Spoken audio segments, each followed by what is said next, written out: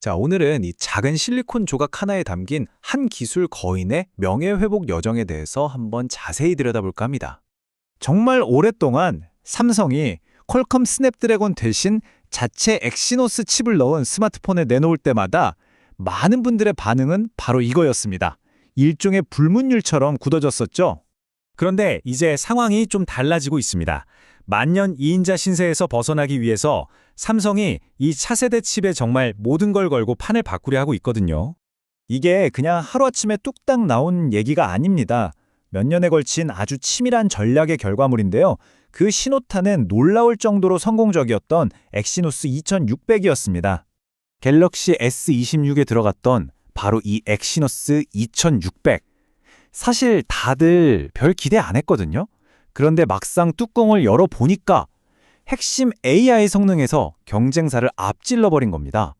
모두를 깜짝 놀라게 하면서 삼성이 다시 싸울 준비가 됐다는 걸 똑똑히 보여줬죠. 자, 이 흐름을 보세요. 굉장히 빠르죠? 한때 부진해서 퀄컴 칩만 썼던 게 불과 얼마 전인데 엑시노스 2600으로 가능성을 보여주더니 이제는 차세대 엑시노스 2700이라는 궁극의 시험대를 바로 눈앞에 두고 있는 겁니다. 자, 그럼 이제 오늘의 진짜 주인공이죠. 코드명 율리시스로 불리는 이 새로운 칩, 엑시노스 2700. 도대체 뭐가 그렇게 대단할까요? 모든 건 바로 이 칩의 근본적인 설계, 아키텍처의 변화에서 시작됩니다. GAA라고 부르는데요. 경쟁사들이 이제 막 이 기술을 배우고 있을 때 삼성은 벌써 3세대 기술을 쓰고 있는 거예요. 이게 비유하자면 남들이 이제 막 4차선 도로를 깔기 시작할 때 삼성은 이미 6차선 고속도로를 완공하고 달리고 있는 거나 마찬가지입니다. 결정적인 격차죠. 이 숫자들을 보면 좀 복잡해 보일 수 있는데 아주 간단하게 정리하면 이렇습니다.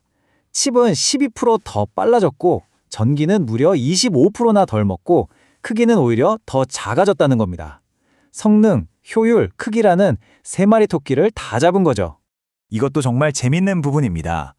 보통 CPU 설계랑은 구성이 좀 다르죠. 4 플러스 1 플러스 4 플러스 1. 아주 특이한 10코어 구성인데요.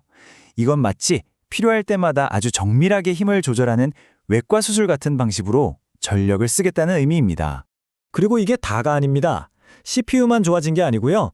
그래픽을 담당하는 GPU부터 램, 저장 공간까지 플랫폼 전체가 다음 시대를 내다보고 업그레이드 된 겁니다. 자, 좋습니다. 지금까지 막 어려운 기술 용어들이 나왔는데 그래서 이 모든 게 우리가 다음 스마트폰을 손에 쥐었을 때 도대체 무슨 의미가 있다는 걸까요? 이 강력한 성능은 결국 우리가 스마트폰에서 매일 쓰는 아주 실질적인 기능들로 나타나게 됩니다. 예를 들어 실시간으로 카메라로 비추기만 해도 번역이 된다거나 게임 그래픽이 콘솔 게임기 수준으로 현실감 있어지고 무엇보다 배터리가 훨씬 더 오래가는 경험을 하게 되는 거죠. 그런데 말이죠. 이 칩은 단순히 좋은 스마트폰을 만들기 위한 것만은 아닙니다. 여기에는 삼성의 아주 거대한, 정말 수조 원이 걸린 비즈니스 전략이 숨어 있어요. 11조 원. 감이 잘 안 오시죠? 이게 삼성이 딱 9개월, 그러니까 3분기 동안 외부 회사, 주로 퀄컴이죠. 여기서 모바일 칩을 사오는 데 쓴 돈입니다. 정말 어마어마한 금액이죠. 그래서 엑시노스 2700으로 뭘 하려는 거냐? 바로 이겁니다. 다음 플래그십 모델에서는 이 엑시노스 탑재 비중을 2배로 확 늘려서 밖으로 나가던 그 11조 원 같은 돈을 다시 안으로 가져오겠다는 거죠. 이게 성공하면 삼성 입장에서는 정말 일석삼조입니다.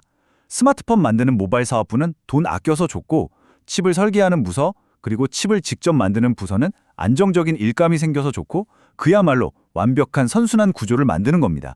자, 이제 이야기를 좀 더 크게 보겠습니다. 이 칩 하나의 성공이 단순히 삼성에게만 영향을 주는 게 아니거든요. 전 세계 반도체 시장의 판도 자체를 뒤흔들 수도 있습니다. 지난 몇 년 동안 최첨단 칩을 만들 수 있는 곳은 사실상 TSMC, 딱 한 군데였습니다. 애플, 엔비디아 같은 공룡 기업들이 이 생산 라인을 거의 다 예약해버리니까 다른 회사들은 칩을 구하기가 너무 힘든 거예요. 일종의 병목 현상이 생긴 거죠. 바로 이 지점에서 삼성이 아주 중요한 대안으로 떠오르는 겁니다. 검증된 2나노 공정으로 대량 생산이 가능해졌으니까요.